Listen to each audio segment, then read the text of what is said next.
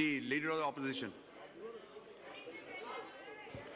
बहुत शुक्रिया। बिस्मिल्लाहिर्रहमानिर्रहीम। जनाब स्पीकर आपकी तवज्जो मैं मबसूल कराना चाहता हूँ। आर्टिकल 16 कॉन्स्टिट्यूशन का काइंडली ज़रा आप पढ़ लीजिएगा मेरे साथ, और बाकी मेंबर्स को भी मैं पढ़ाना चाहता हूँ। आर्टिकल 16 जनाब स्पीकर कहता है, every citizen shell have the right to assemble peacefully and without arms, subject to any reasonable restrictions imposed by law in the interest of public order. जनाब स्पीकर, अभी मेरे फाजल दोस्त यहाँ पे जमशेद दस्ती साहब ने बात की।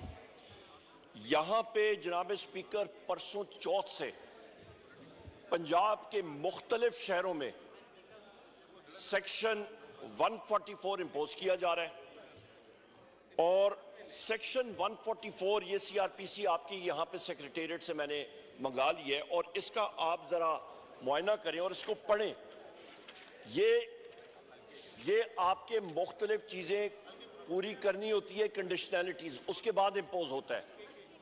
यहाँ पे former chief minister, care taker chief minister Punjab, illegal care taker chief minister Punjab मौजूद है, जो कि गैबाना तौर पे इंडिपेंडेंट इलेक्ट होके आ गया। होता नहीं है, पर पता नहीं कैसे हुआ। पर जनाब स्पीकर, मैं आपसे ये अर्ज करता चलूं कि इस वक्त मेरे पास ये मोबाइल फोन्स पे नौशहरा विरका NA 81 गुजरांवाला में लेके पूरे पंजाब में इस वक्त पुलिस फोर्स इतनी भारी नफरी में आई है सिर्फ पीसफुल असेंबली रोकने के लिए। यहां पे PMLN या कॉल करे या कोई फंक्शन करे, या तो सियासी पार्टी, या तो आप ये हाउस डिसाइड करे कि पाकिस्तान एक डिक्टेटरशिप है, पाकिस्तान एक जमहूरी निजाम नहीं है, यहां पे कोई जमहूरियत नहीं है, यहां पे सिर्फ मुस्लिम लीग नून की डिक्टेटरशिप है, और हमें एक नया हिटलर शहबाज शरीफ के शक्ल में मिला है, और हिमलर जो है वो मोहसिन नकवी मिला है। ये हम लोग या डिसाइड कर लें तो फिर तो दूसरी बात है। पर जनाब स्पीकर, यहां पे जितने हमारे साथी हैं लाखों वोट लेके आए हैं, हम लोग इसकी मुज़ामत भी करते हैं, और फिलफोर इस हाउस से इंस्ट्रक्शंस जानी चाहिए पंजाब की इंतजामिया, और बिलखसूस मैं ये बात यहां पे बात करता हूं, इसको आप हज़फ करें या जो भी मर्जी करें, जो पंजाब का IG है वो एक टाउट है, वो करप्ट आदमी है डॉक्टर उस्मान। वो क्लियर कट बात मैं करता हूं। ये टाउट लफ्ज को हम एक्सपेंस करते हैं। मैं आप जो मर्जी करें स्पीकर साहब, पर मैं ये बात मैं क्लियर कट, क्योंकि ये दिल से बात आ रही है। उस शख्स ने अपना, मेरा ख्याल है, आखिरत भी खराब की है, और लोगों के खिलाफ जो जुल्म जबर होता रहा है। पंजाब पुलिस एक पुलिस फोर्स नहीं रही है, वो पुलिस फोर्स से मर्सनरी फोर्स में डॉक्टर उस्मान और इस शख्स मोहसिन नकवी के किए हुए करतूत की वजह से बनी है। एक डिसिप्लिन फोर्स से इनडिसिप्लिन फोर्स बनी है, और सानिया भावलनगर वो इसी वजह से हुआ है कि वहां पे बगैर वारंट्स के एक घर में गए, और वहां पे जिस वक्त उन्होंने रेड किया तो IG ने कहा, और यहां के ख्वाजा आसिफ ने फ्लोर ऑफ द हाउस पे कहा कि जनाब यहां पे बगैर वारंट के रेड हुए। तो हमारे घरों में ये सारे यहां पे जो लोग हैं, यहां पे क्या पंजाब पुलिस फोर्स और बाकी पुलिस फोर्सेस आके हमारे घरों में गुलदस्ते लेके और वारंट फ्रेम करके आते थे? हम लोग पूछते हैं जनाब स्पीकर इन लोगों से, ये इस पुलिस फोर्स को मर्सनरी पुलिस फोर्स बनाने में ये लोग जिम्मेदार हैं। We condemn this.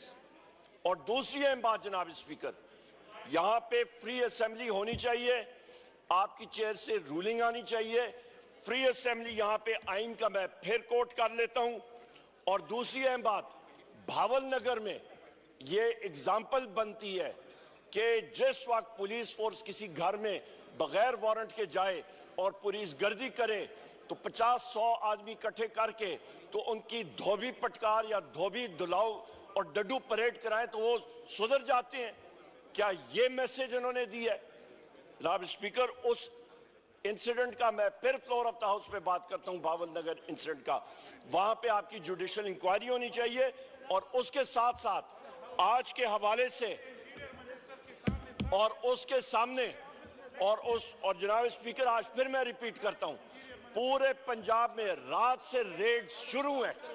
We condemn that, we condemn this. Order in the house, आप तशरीफ रखें अपनी सीटों पे।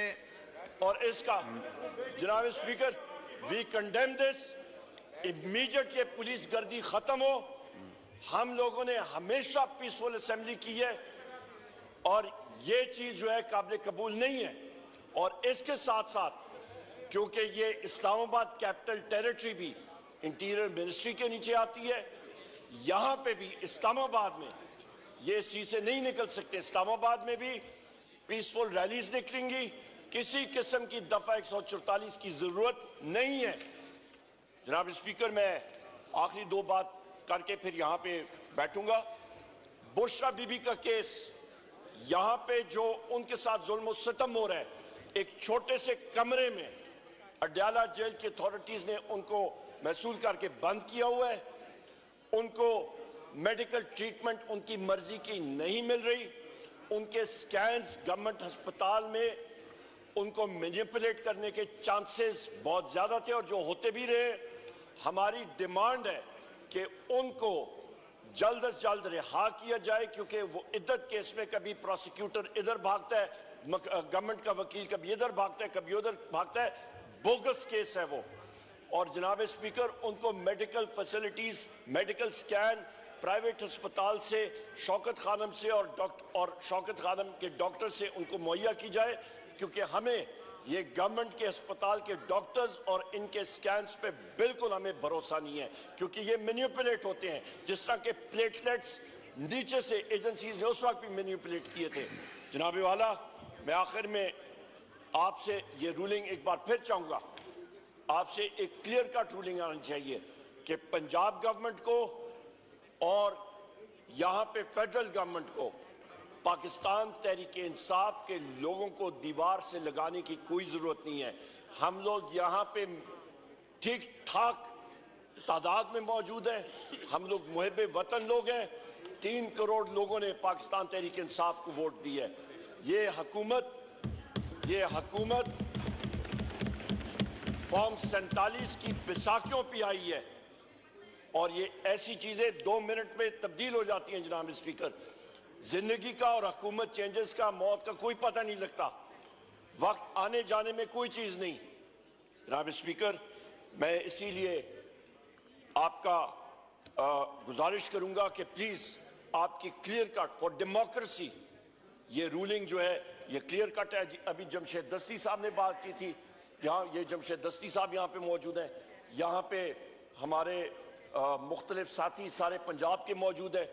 उनके हलकों में अभी ये जब जाएंगे तो इनके पीछे जनाब स्पीकर अरेस्ट के लिए पुलिस तैयार होगी। लिहाजा डिग्निटी ऑफ द हाउस आपने प्रोटेक्ट करना है। बहुत शुक्रिया जनाब स्पीकर। शुक्रिया।